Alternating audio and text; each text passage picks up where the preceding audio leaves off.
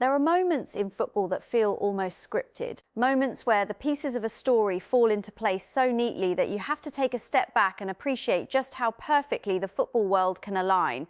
What happened on Friday night in Paris was one of those moments, and if you are a Chelsea supporter, you watched it and you smiled, because what unfolded at the Parc des Princes was not just a League One result.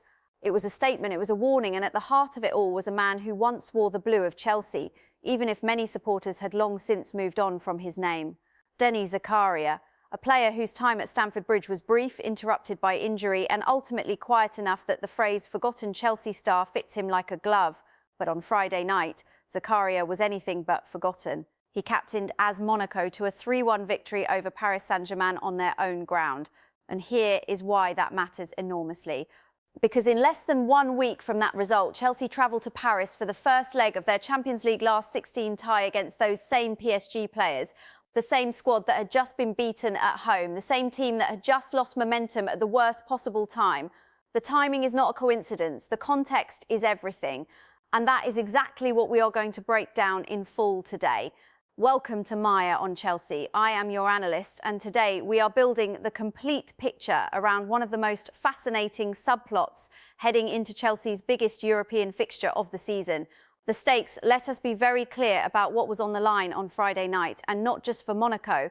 Paris Saint-Germain came into this match with a genuine chance to extend their lead at the top of League One to 7 points. 7 points, that kind of gap at this stage of the season would have handed them near total control of the title race. It would have freed them up psychologically heading into the Chelsea tie. A team that was comfortable, a team that was cruising domestically, a team with nothing to worry about on the home front. Instead, that did not happen. Instead, they were beaten 3-1 on home soil. Instead, the players PSG's manager, Luis Enrique, sent out to play that game were put through a physical and psychological test they did not pass. And now, instead of arriving at the Chelsea tie with the wind at their backs, PSG arrive with questions around them, with a defeat fresh in their legs, with whatever mental residue a home loss carries into the week.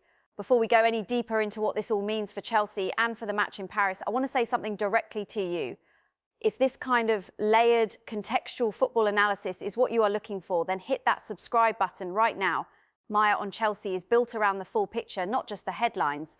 Subscribe now and make sure you never miss a breakdown like this one. Now, back to Paris. Deep dive, let us start with the Monaco result itself and understand exactly what happened and why it matters. Monaco won 3-1. The goals came from Magnus Akliouche, Alexander Golovin and Folarin Balogun. The only PSG response was a strike from Bradley Barcola, which turned out to be nothing more than a consolation. Now, when you look at the PSG team that Luis Enrique put out, this was not a heavily rotated side. He went relatively strong. Desire Doué started, Kavica Kvaratskhelia started. Both played 60 minutes from the beginning. Nuno Mendes played the full 90.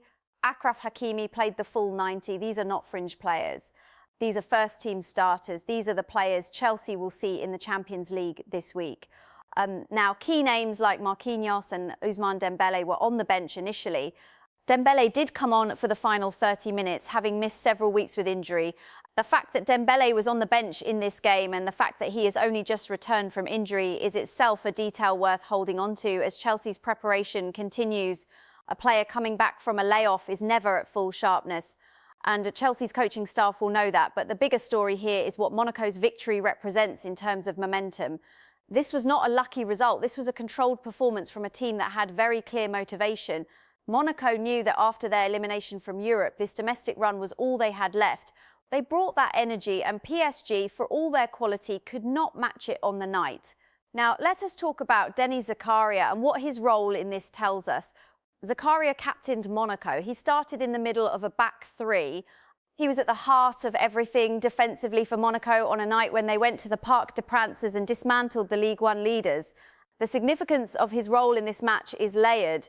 Yes, he is a familiar name to Chelsea supporters from his loan spell during the 2022 to 2023 season.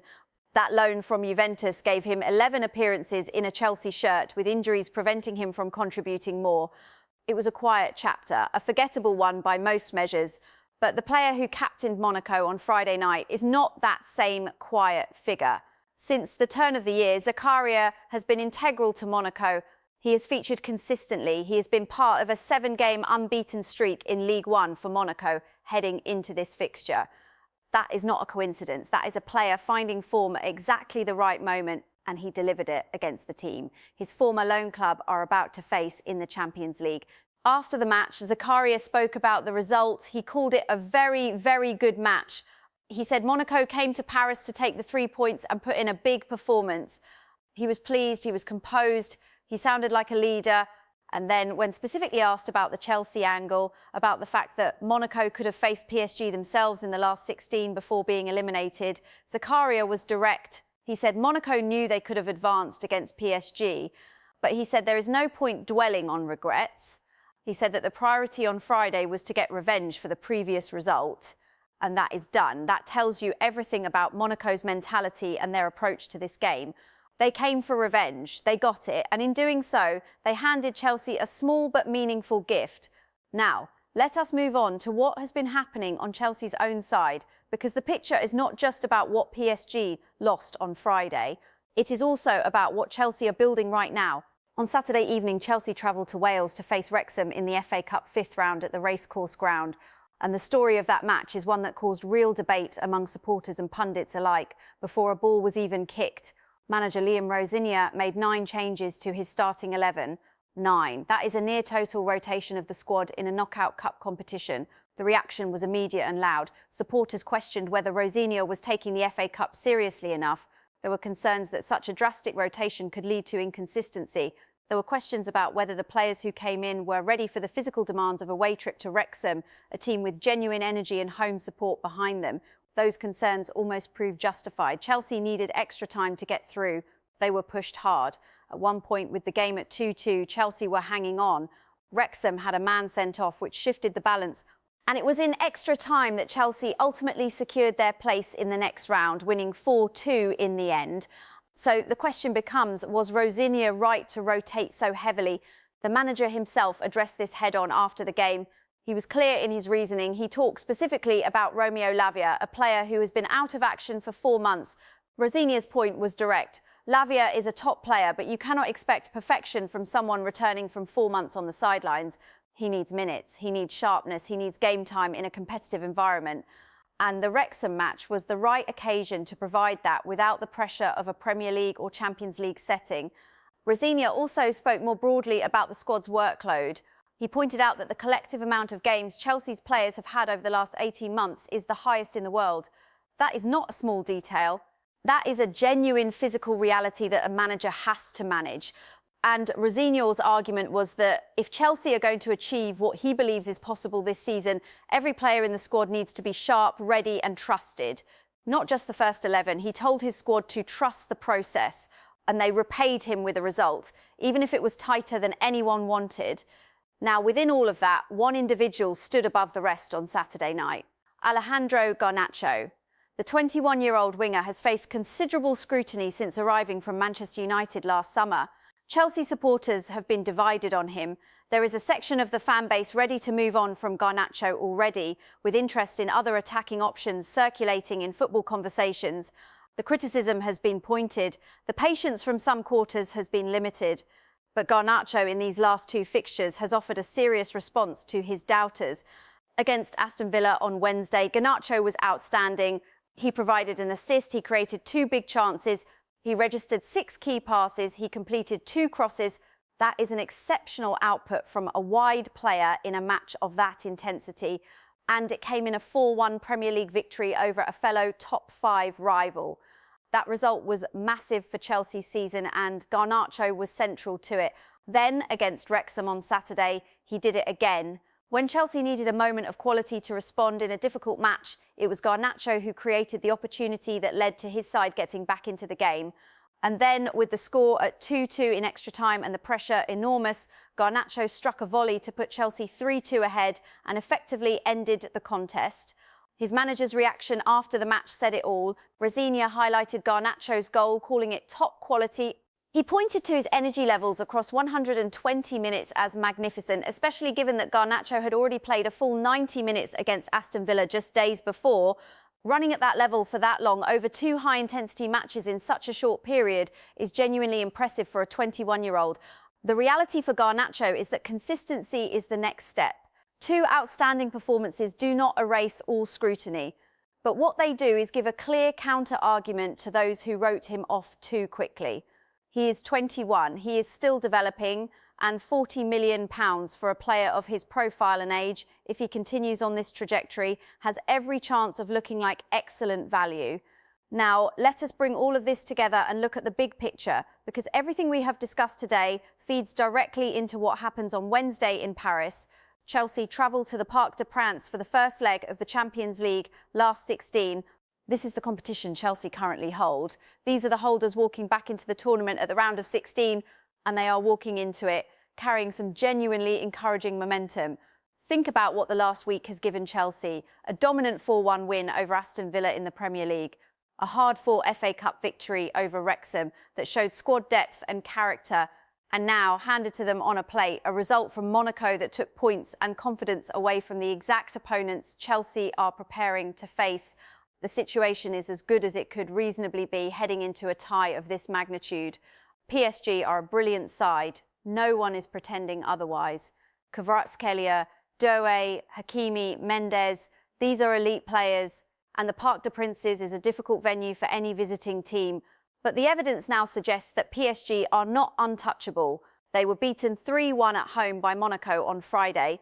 Monaco are a good side, but they are not the calibre of Champions League knockout football. It's Chelsea, the holders, absolutely are. There is also the Monaco connection that adds an almost poetic layer to this whole story.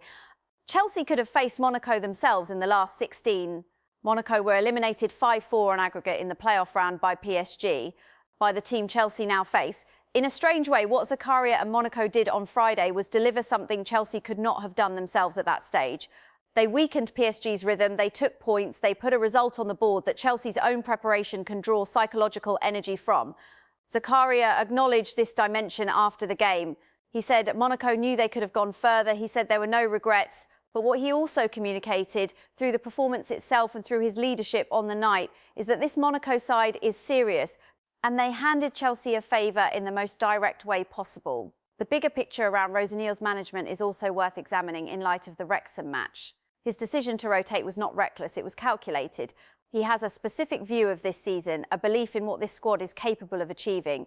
And that belief requires every member of the squad to be ready when called upon, not just the 11 or 12 who start most weeks. Getting Lavia minutes was a priority. Giving fringe players competitive time was a priority. And doing it in a match where Chelsea ultimately advanced is the best possible outcome of that calculated risk. It was not clean, it was not comfortable, but it worked. And Rosén acknowledged the risk directly. He said, that is the risk you take. There was no hiding from the decision. That kind of transparency from a manager is important. It builds trust within the squad and communicates clearly to supporters that every decision has a reasoning behind it. Chelsea now go into the PSG first leg with a squad that has been active, competitive and sharp across multiple competitions. The holders know what winning in Europe demands. They have been there, they have done it. And now they head back into the arena at the highest level against opponents who, for all their quality, are arriving at this tie with a home defeat and a disrupted week behind them. The situation is genuinely exciting, and the facts taken together paint a picture of a club that is building momentum at exactly the right time. Denis Zakaria, a forgotten Chelsea star in the minds of many, but on Friday night, whether he intended it or not, he did something his former loan club needed. He went to Paris, he captained a winning side, he helped inflict a result that weakens the exact opponents Chelsea are about to face. Football has a way of circling back, of connecting moments and people across time in ways that feel deliberate, even when they are not.